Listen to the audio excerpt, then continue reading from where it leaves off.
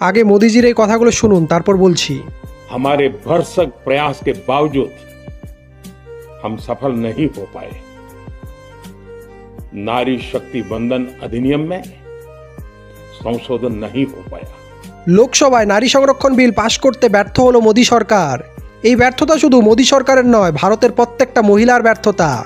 আমি ভেবেই পাই না এই বিলের বিরোধিতা কি করে হয়, যেই বিলে প্রত্যেকটা মা বোনেদের স্বার্থ রয়েছে। এই বিল পাশ হলে বিরোধী দলগুলোর কি বিশাল বড় ক্ষতি হয়ে যেত? তাদের ঘরেও তো মা বোন রয়েছে।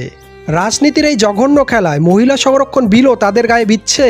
ছি, ভারতবর্ষের মহিলাগণ চোখ দুটো খুলে ভালো করে দেখুন। রাহুল গান্ধীর ভাষণ, দিদির সেই ভাতার ভাওতার থেকে বেরিয়ে আসতে শিখুন। আপনাদের স্বার্থে কারা রয়েছে এবার তো বুঝুন একটু। এই বিলের বিরোধিতায় আমাদের পশ্চিমবঙ্গ সরকার এক পা এগিয়ে। যেই রাজ্যের মুখ্যমন্ত্রী একজন মহিলা, তিনি মহিলা সংরক্ষণ বিলের বিরোধিতা কি করে করেন ভাবা যায়। তিনি নাকি আবার রাজ্যের মহিলাদের সুরক্ষা দেবেন। হাস্যকর ব্যাপারটা। ভিডিওটি শেয়ার করে মা বোনদের কাছে পৌঁছে দিন, তাদের চেতনাবোধ যদি একটু খোলে।